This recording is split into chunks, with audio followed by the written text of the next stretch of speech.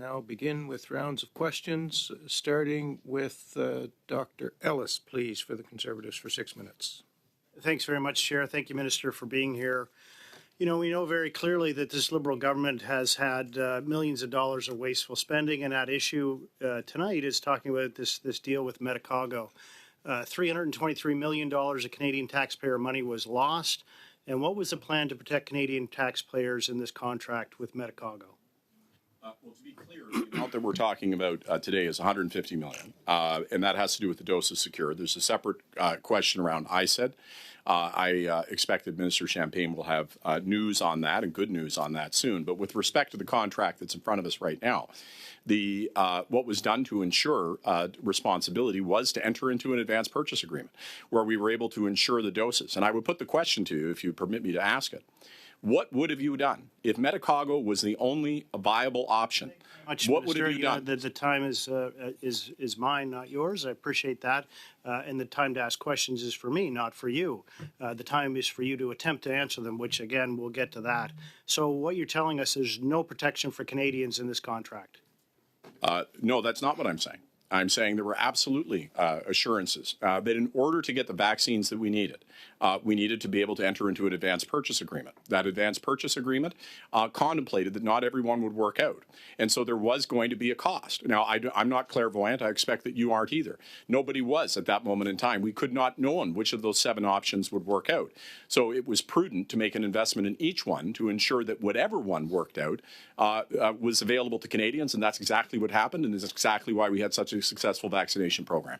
So, again, with respect to Medicago, what you're avoiding, Minister, is really that there were absolutely no protections for Canadians here. This Liberal government invested $173 million in Medicago to start with, and then paid them out $150 million more and received 0 vaccines. In a contract that, if I'm not mistaken, Minister, was signed after the pharma tech giant Pfizer had already been approved for use in the United States. What I'm saying is that at the moment in time in which advance purchase agreements were entered into, that Canada had a responsibility, I would argue, to make sure that the doses and the right vaccine would be available.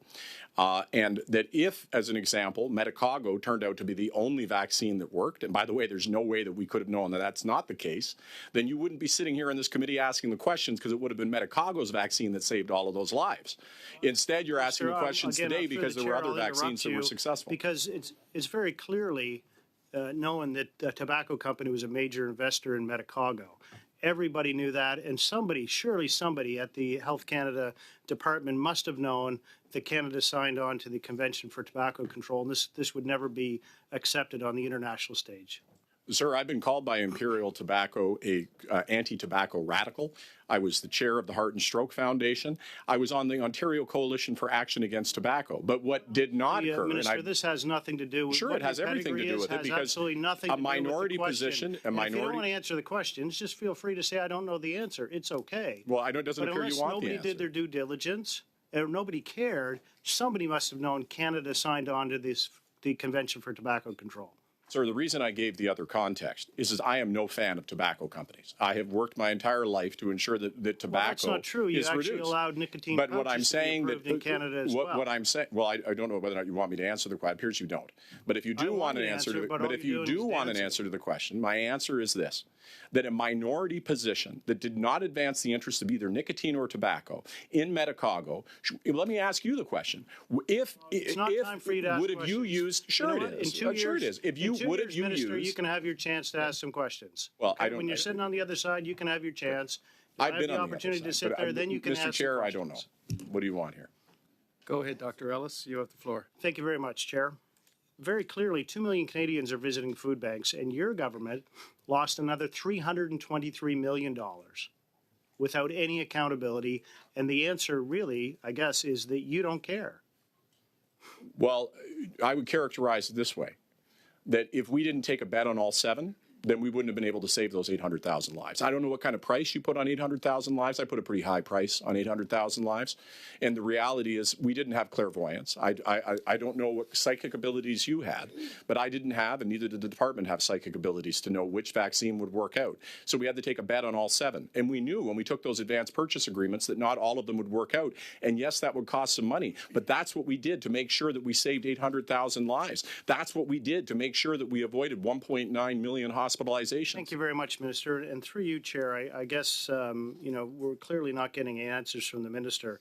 Mitsubishi is the largest company in Japan, and Health Canada and your department entered into a contract with the largest company in Japan, and if not mistaken, the 45th largest company in the world, and you gave them another $323 million with no protection for Canadians. You also gave them the intellectual property, and you received no vaccines, and you lost 400 jobs in Quebec.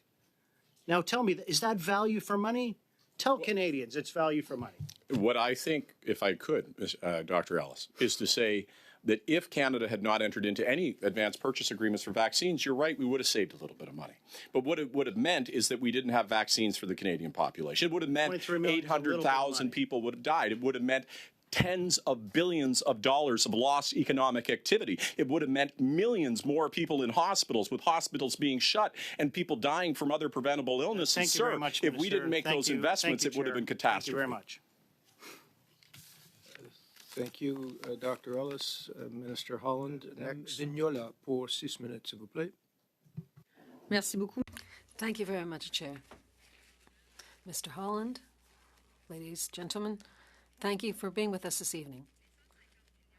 The $150 million written off as a loss in the public accounts are for payments for receipt of vaccine ordered by Health Canada. We understand that this was certified in the U.S. and also in Canada. But the WHO decided not to consider it as one of the solutions because one of the shareholders, a minority shareholder, was a tobacco company. In 2005, Canada signed the International Framework Convention. I understand from your earlier answer that it was impossible to guess. Well, I mean, it would have been predictable that the WHO would reject this vaccine if there were any other vaccines. Maybe if it was the only one, the WHO would have accepted it.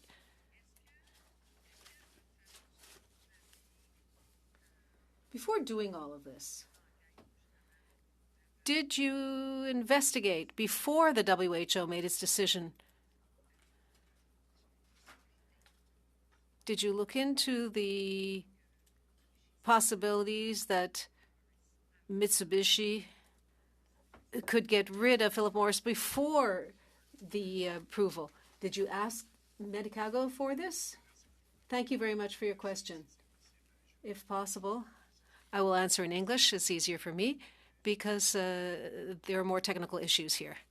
The question of whether or not that it was predictable that who would reject it, there are two things that I would say in response. Number one, that it would not, Canada had the sole ability to be able to approve this vaccine. So when it was approved in the date was February of 2022, that would have allowed it for its use in Canada. The decision made by WHO would not have affected that. Secondly, I reject in its entirety the idea that WHO took its position or that affected our position. Those are two separate things. The decision at WHO at that point in time, not only was the other vaccines available, those vaccines were actually for the current variants as opposed to being on the ancestral strain. So WHO was making its decision at a time when all the other options were available in the world. I would posit to you that WHO would have made a very different decision if Medicago had the only viable vaccine. So it had to do with the competitiveness of the other options as opposed to the fact that the minority position existed in Medicago from Philip Morris. So on s'entend là-dessus. Well, we agree about that. And before signing the agreement and before the WHO decided to assess, or I don't even think they assessed the vaccine, only the shareholders, because they didn't reject the vaccine, they rejected the shareholders. So before any of that was done, did you require of Medicago to eliminate Philip Morris as a shareholder? Did the government of Canada offer any potential solutions to make it possible for Phyllis Morris to withdraw as a shareholder? There's two important things. Again, that at the time at which the WHO made its decision, first of all, that was independent of a decision that would have happened in Canada. The vaccine that was developed by Medicago, if it was first out of the gate, would have been the one Canada was using. Secondly, with respect to rejecting the shareholders, they were doing that because at that moment in time, there were a bevy of other options that were not on the ancestral strain, but in fact on the most current strain. The last point that you made about divestment of Philip Morris has completely divested itself. It had a minority position in Medicago. It no longer has a position in Medicago. So I suppose it's an academic exercise. Merci. Thank you. Briefly, what about intellectual property? Who does Medicago's intellectual property belong to now? Yeah, this is a question Minister Champagne is looking at and continues to pursue. It's outside of the $150 million that we're talking today. It's an important question. He's going to have, he's working on that, and I expect that there will be more information on that in the future, near future. La maison mère de Medicago's parent company was bought by Aramis Biotech in Sainte Foy. Do you know whether this included intellectual property, or was this another aspect of the conversation that Mr. Champagne will eventually perhaps give us the details about? Question for Minister Champagne, but I will say that one of the things that is important to note here is that the innovative technology that was developed by Medicago, which is plant-based as opposed to being egg-based, has tremendous potential in the future with respect to future vaccine efforts, and so its intellectual property is extremely important. En effet, les plantes. Yes, it's a very new technology, and it would make it possible for people who are allergic to eggs would be able to become vaccinated, which is not currently the case. So in negotiations with Medicago, were there any special clauses regarding cancellation and protection of intellectual property? There are certain aspects I can and can't speak on because there are confidentiality provisions. So I would turn to officials because I want to make sure that I'm not answering in a way that would be inappropriate. Brief response, if you can, Ms. Jeffrey. I would say the provisions of the contracts are subject to non-disclosure confidentiality agreements, so they were disclosed to the Public Accounts Committee, but in a public forum, we can't speak to the other details of the contract. Thank you. Merci, Madame Vignola. Thank you, Ms. Vignola. Next, Mr. Davies. Thank you, Mr. Chair. Thank you, Minister, for being here. Minister, was Philip Morris International's 21% ownership in Medicago known by the federal government at the time it signed its advance purchase agreement? It was. And was the fact that Medicago was headed by the tobacco giant's former Vice President of Regulatory and Scientific Affairs known to the government at the time it signed its advance purchase agreement? Yes, it was known.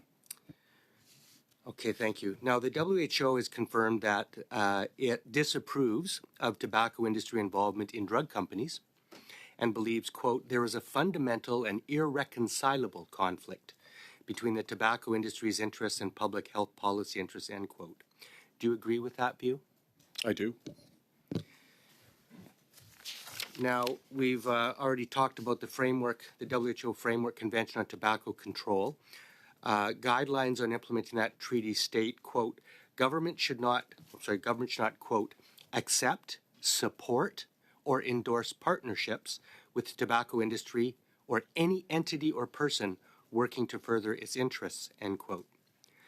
Given that Philip Morris International owned 21% of Medicago shares at the time the Government of Canada signed its advance purchase agreement with the company, can you explain why the government didn't believe that this entity was working to further the interests of the tobacco industry?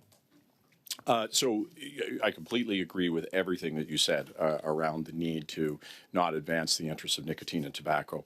That wasn't what was at stake here. What was at stake here is a Canadian-based company that had an innovative solution. And yes, there was a minority position held by Philip Morris, but the interests of being able to produce a vaccine for Canada, and given the innovative nature of this technology, meant that the minority position, which did not advance the interests of tobacco or nicotine, I think weighed on the decision being made by this expert panel that this was an important option to pursue. At the time that the government signed its advance purchase agreement, did it give any consideration to the fact that the WHO may end up rejecting Medicago's vaccine because of its ties to the tobacco industry? Well, again, I think there's two important points here. First are that in a Canadian context, the decision by WHO would not affect our ability to distribute and approve the vaccine. In fact, the vaccine was approved for use in Canada in February of 2022. That's point one. Point two, I think I very much feel that the WHO, if Medicago had been the only viable option in front of it, would have made a different decision. And that the decision that the WHO made at that point in time was based at a moment in time when not only was it not on the ancestral strain, but it was on the evolved strain of the coronavirus, and there was a wide range of vaccines that were available at that point in time. Okay, that seems fair from the Canadian government's point of view, but here's what actually happened. In March 2022, the WHO decided not to accept Covafenz for emergency use because of Medicago's ties to the tobacco industry. So they came to a different conclusion than the government of Canada would have. But here's the thing. The reason that Covafenz was not proceeded with was not because the government of Canada decided not to, but I'm quoting from a February 2023 Mitsubishi Chemical Group news release, which says, after a comprehensive review of the current global demand and market environment for COVID-19 vaccines and Medicago's challenges in transitioning to commercial scale production, the group has determined it would not pursue the commercialization of Covafenz. So isn't it true, Minister, that the reason that Medicago didn't proceed was because it was not commercially viable for them to produce this vaccine if they couldn't sell it to the world? They certainly wouldn't have proceeded with full commercialization if only Canada was going to proceed with it. Isn't that right? So what is true is that Medicago had challenges stabilizing the vaccine for mass production, as I understand it, and that that there would have been further investments needed in order to be able to get it into a position of broad scale distribution. But certainly, if they were the only viable option, if they were a different place, those investments would have been made. It was the fact. But I don't think you can ignore the fact that there were a large number of very successful vaccines that were already in wide deployment. I understand, so those investments wouldn't have been logical. I'm not ignoring a hypothetical if it were the only one. That's hypothetical. What I'm pointing at is the fact that Medicago couldn't sell its vaccine because the WHO said they're not going to approve it for emergency use worldwide. And there's no way that in that environment, any vaccine manufacturer is going to proceed with a vaccine when it couldn't sell it anywhere, except for maybe Canada. But the problem is that it's not a hypothetical. At the moment in which you're talking, there was a wide range of vaccines that were approved, not for the ancestral strain, but for the most current strains of the virus at that moment in time. And so there simply wasn't the need. So why would the investment been made? What I'm saying is, if that situation didn't exist, right, then and we didn't have a vaccine, then that certainly would have been a different circumstance. Right. And of course it would have to be. So here's the bottom line. Your government signed a treaty not to accept or support the tobacco industry or any entity working to further its interests. You then signed a contract with a pharmaceutical company that's 21% owned by the tobacco industry. Square that for me. There was only one Canadian-based option that showed that it scientifically had the technological and scientific ability to develop a vaccine. The minority position that Philip Morris had in it did not advance the interests of tobacco or nicotine, but it certainly was a viable option in order to save hundreds of millions of lives. In the moment that we were dealing with, when we did not know whether or not we would have any vaccine, when we were all worried for our families and loved ones, the decision to be made to make sure that the country had a vaccine is one that I think was the right decision. That's your time. Oh, Yeah. sorry. Thank you, Mr. Thank you, Mr. Davies. Thank you, Minister. We're going to go back to the Conservatives now for 5 minutes, beginning with Dr. Ellis, please. Oh, Mr. Perkins. Mr. Perkins, please, for 5 minutes. Mr. Chair. Minister, you're painting these hypothetical worlds to justify a $323 million loss for the Canadian taxpayer.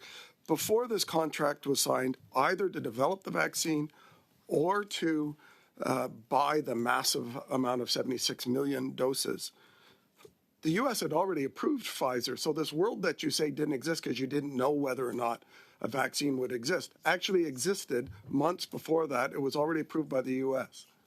That's simply not true. I mean, I don't have the timeline with me, but I could turn to It was Mr. approved Shepherd. in the summer. This was the contract. If you're interested in the answer, I can refer to Mr. Shepherd. If you're making Unless a he political has point and don't want an if answer, he has it then as I figures, can tips, he move can on. get it. If not, you can send it to the committee in writing. It's simply not true. If you want the truth, then we can provide it. But what you've said is not factually true. It's not true in substance or in fact. Well, the other thing that's not true, because have you read the contract? Have I read it? Look. Yes or no? Have I read the contract? Have you read the contract to buy the vaccines? I have not read the full contract. No, if you had, you'd know, unlike the government Liberal members, the $323 million that's been wasted and the 150 penalty payment you've paid is not a down payment. It's not insurance. It's not a mortgage. It's none of those things. There is no clause in that contract that required any money up front. It's a penalty payment for not meeting your commitments under the contract. Isn't that true? No. I've described the nature of the advance purchase agreements. What clause does it say you have to pay a payment? If you're Finish, Mr. interested Perkins. in badgering me, you're succeeding. If you're interested in an answer, I return to Madam Jeffrey. Say the $150 million was the advance payment for the at-risk manufacture of those vaccines to guarantee Canadian access to doses from Medicago. There's no advance payment clause in the contract. In fact, will you release the contract publicly? Because before public accounts, the president of Mitsubishi said he would release an unredacted copy of it publicly. Will you release it since the president was willing to release it?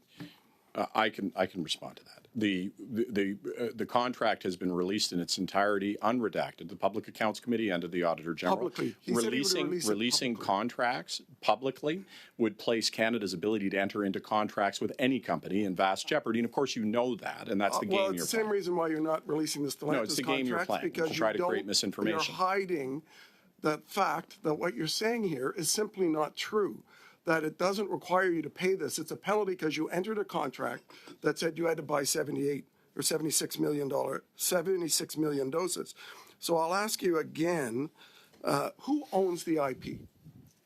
The question of the IP is an ongoing matter, and it's not the subject of this committee's discussion. It is, because you're spending $323 million of Canadian taxpayer money, and the president of Mitsubishi, before public accounts, publicly said not only would he release the contract publicly, but he also said that the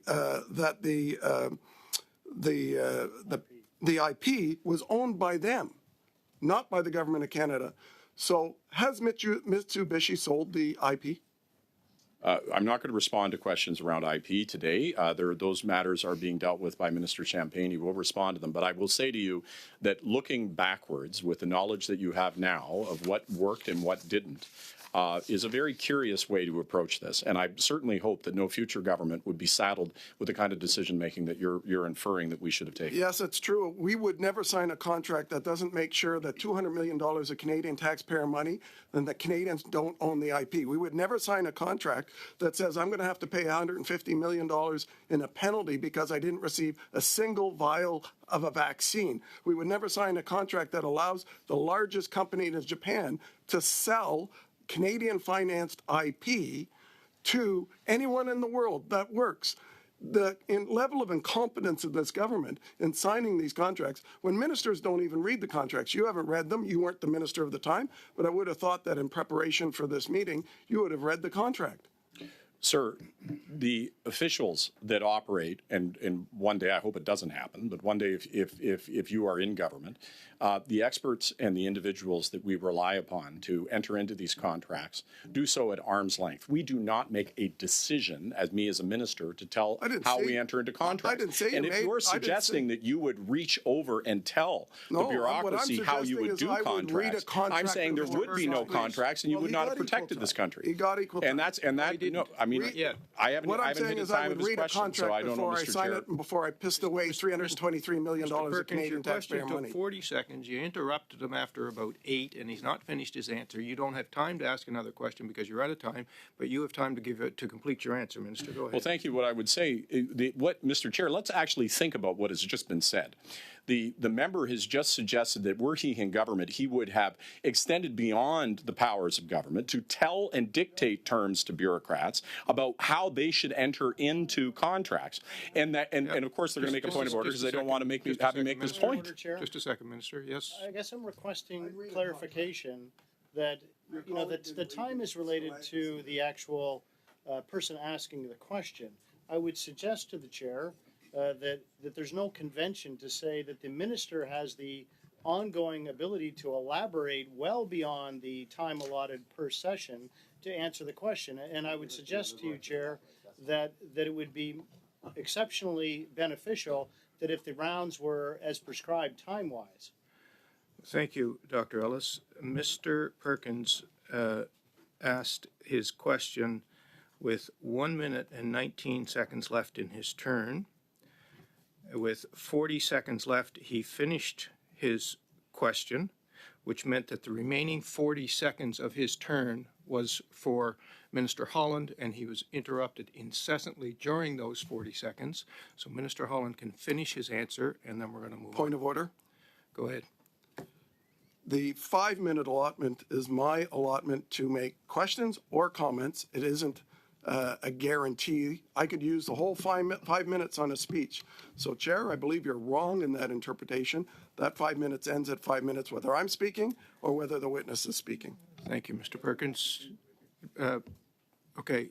I would, if there's another round, I'm happy to wait to be asked the question, and it seems they don't want to hear my answer. So, but I'd be happy to give the answer. I'd be happy to give the answer if asked by members who wanted to hear it. Yeah. Thank you, Mr. Holland. Vignola pour 2 minutes et demie. 2.5 minutes. Thank you very much, Chair. Minister, can you say yes or no? Was there a termination clause in the contract, whether Medicago or any other contract? Were there any cancellation clauses? No details, just yes or no.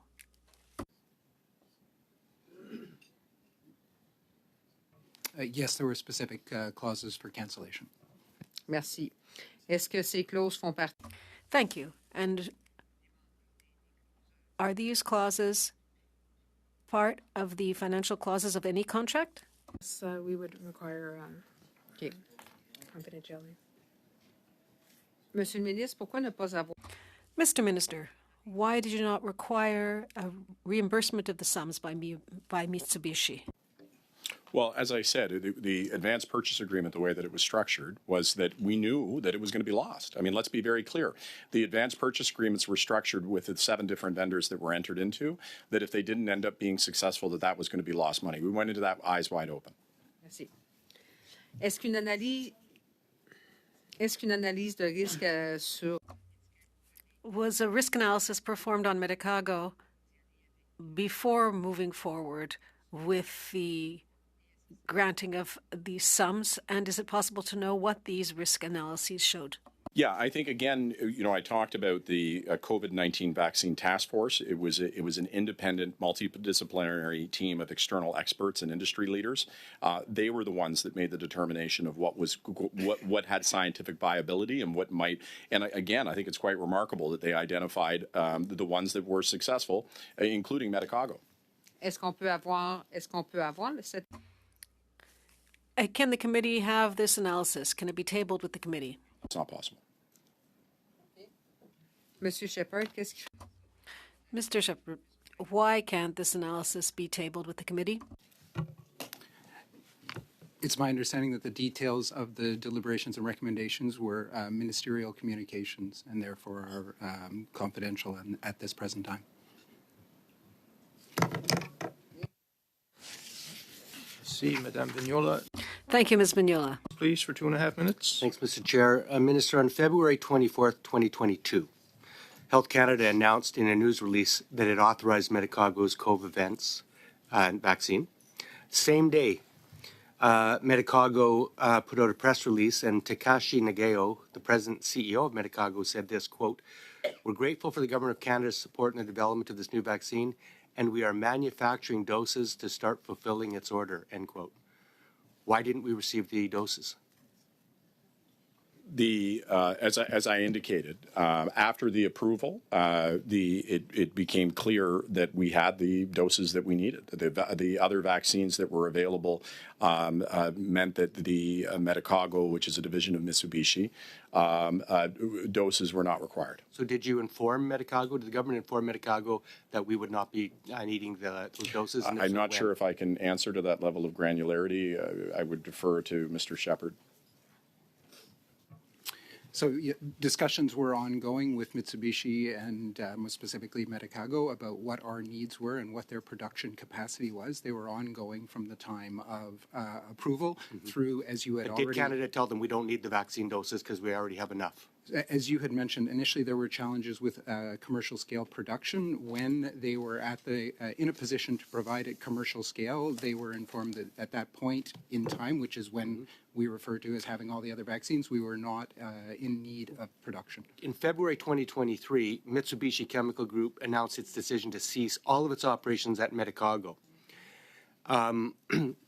So did we not have a clause in the contract that said if Medicago closes down and doesn't produce the vaccines that we've paid for, that we would get our money back? I mean, I can answer that. I mean, again, with the nature of the advance purchase agreements are that you're taking a risk because there were 7 viable options, all of which were large companies that we expected to maintain viability. But there was a risk, and that risk we ensured. But, Minister, if the company shuts down and doesn't fulfill its part of the bargain, that's not a risk. Well, the reason it shut down is breaching a contract. But the reason it shut down was because of the success of other vaccines. So that's not what they said. They said they shut down because of the Medicago's challenges in transitioning to commercial scale production.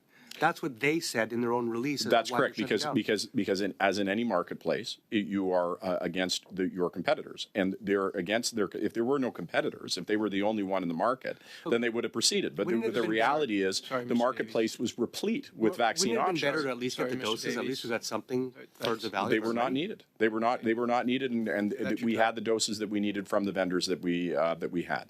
Thank you. Suite, Monsieur Paulus, pour... Next, Mr. Paulus, 5 minutes. Thank you. Thank you, Chair.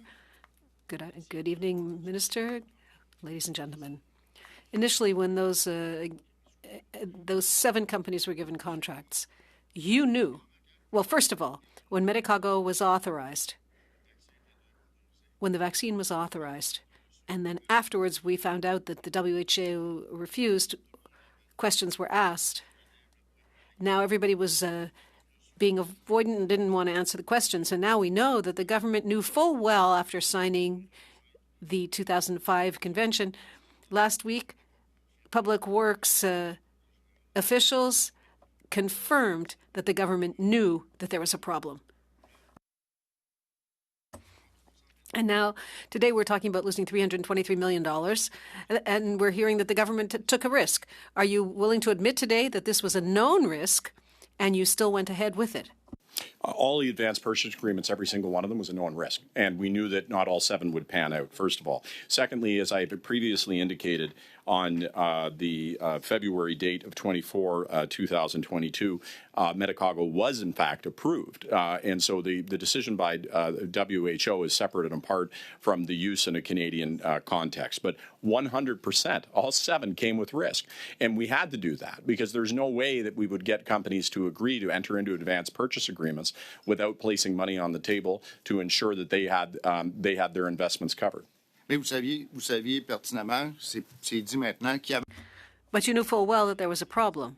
You knew that Medicago was not going to get the WHO's approval, and that you knew about the framework agreement, and then $323 million spent, and today having a company that just walks away with no return on this investment, the Quebec government also had agreements and also had reimbursement clauses, and Mitsubishi did reimburse the Quebec government. So why didn't the federal government have that kind of agreement?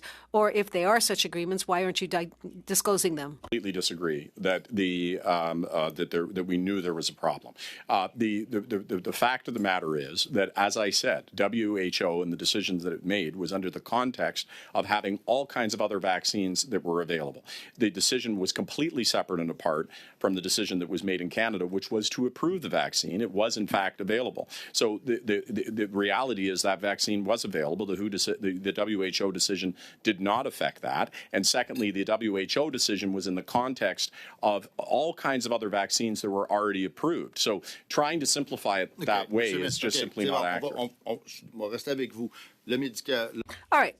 I'll stay with your reasoning. Canada approved the drug, and even if the WHO didn't agree, we could have used it in Canada. Several citizens didn't want to have the other Pfizer Moderna vaccines because of the mRNA, but they would have wanted to have Medicagos.